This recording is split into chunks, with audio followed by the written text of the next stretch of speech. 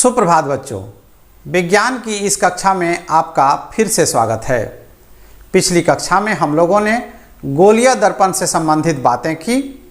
आइए अब हम लोग दर्पण से बनने वाले प्रतिबिंब के बारे में बात करते हैं। प्रतिबिंब क्या है?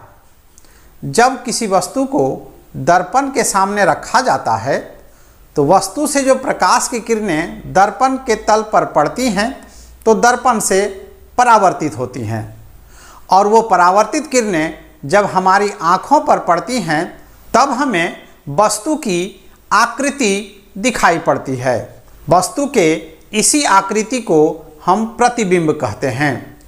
प्रतिबिंब दो प्रकार के होते हैं, एक वास्तविक प्रतिबिंब जिसे रियल इमेज कहा जाता है, और एक आभासी प्रतिबिंब या काल्पनिक प्रतिबिंब जिसे वर्चुअल इमेज कहा जाता है। आइए दोनों के बारे में एक एक कर जानकारी प्राप्त करते हैं। पहले आते हैं वास्तविक प्रतिबिंब क्या है।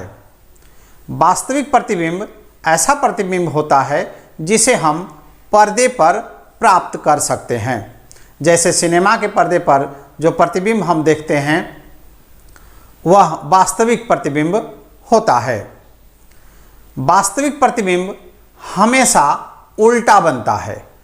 वास्तविक प्रतिबिंब हमेशा दर्पण के सामने बनता है, और वास्तविक प्रतिबिंब उस स्थान पर बनता है जहां पर दर्पण से परावर्तित किरणें आकर के मिलती हैं। एक और बात वास्तविक प्रतिबिंब का यह है कि वास्तविक प्रतिबिंब केवल अवतल दर्पण के द्वारा बनाया जाता है। जब हम लोग लेंस के बारे में पढ़ेंगे तब उसमें भी पढ़ेंगे कि वास्तविक प्रतिबिंब उत्तल लेंस के द्वारा बनता है। अब आइए काल्पनिक प्रतिबिंब या आभासी प्रतिबिंब के बारे में जानते हैं। आभासी प्रतिबिंब पर्दे पर प्राप्त नहीं किया जा सकता, यह हमेशा सीधा बनता है, और यह प्रतिबिंब हमेशा दर्पण के पीछे बनता है। आभासी प्रतिबिंब उस स्थान पर बनता है जहां से परावर्तित किरणें आती हुई प्रतीत होती हैं, और आभासी प्रतिबिंब समतल दर्पण से भी बनता है, अवतल दर्पण से भी बनता है एवं उत्तल दर्पण से भी बनता है। अब आइए अवतल दर्पण में किस प्रकार प्रतिबिंब बनता है, उसके क्या नियम हैं, उसकी जानकारी हासिल करते हैं। पहला नियम यह है कि अवतल दर्पण के मुख्य अक्ष के समांतर कोई प्रकाश की किरण दर्पण पर आपतित होती है तो वह परावर्तन के पश्चात मुख्य फोकस से गुजरती है। दूसरा नियम यह है कि अवतल दर्पण के वक्रता केंद्र से यदि कोई प्रकाश की किरण आपतित होती है तो वह उसी दिशा में लौट जाती है। तीसरा नियम यह है कि कोई आपतित किरण अवतल दर्पण के मुख्य फोकस से होकर अगर गुजरती है तो वह परावर्तन के पश्चात मुख्य अक्ष के समांतर हो जाती है।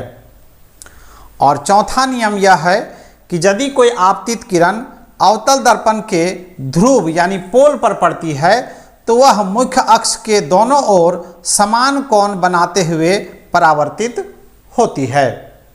चूँकि परावर्तन का नियम है कि आपतन कोण और परावर्तन कोण बराबर होते हैं, अतः ये दोनों कोण बराबर होते हैं, इसलिए आपतित किरण जब पोल पर पड़ती है तो उतने ही कोण बनाते हुए परावर्तित हो जाती है। अवतल दर्पण में प्रतिबिंब उस स्थान पर बनता है जहाँ पर परावर्तित किरणें या तो मिल जाती हैं या लगती हैं कि किसी स्थान पर मिली हुई हैं। जब परावर्तित किरणें आपस में मिलती हैं तो वहाँ वास्तविक प्रतिबिंब बनता है, और जब लगता है कि परावर्तित किरणें कहीं मिली हुई हैं तब आभासी प्रतिबिंब बनता है। आइए अब उत्तल दर्पण से प्रतिबिंब बनने के नियम सीखते हैं। पहला नियम यह है कि यदि कोई आपतित किरण मुख्य अक्ष के समांतर उत्तल दर्पण पर पड़ती है तो वह परावर्तन के पश्चात लगती है कि वह उत्तल दर्पण के मुख्य फोकस से आ रही है। यानी यहाँ पर यह परावर्तित किरण फोकस से आती हुई लगती है। दूसरा नियम यह है कि यदि कोई आपतित किरण दर्पण पर इस प्रकार पड़ती है कि वह लगती है कि वक्रता केंद्र की ओर जा रही है, तो वह उसी दिशा में लौट जाती है। तीसरा नियम यह है कि यदि कोई आपतित किरण दर्पण पर इस प्रकार पड़ती है कि वह लगती है कि मुख्य फोकस की ओर जा रही है, तो वह परावर्तन के पश्चात मुख्य अक्ष के समांतर हो जाती है। तथा चौथा नियम यह है कि यदि कोई प्रकाश की किरण आपतित होते हुए ध्रुव पर पड़ती है, तो मुख्य अक्ष के दोनों ओर समान कोण बनाते हुए परावर्तित होती है।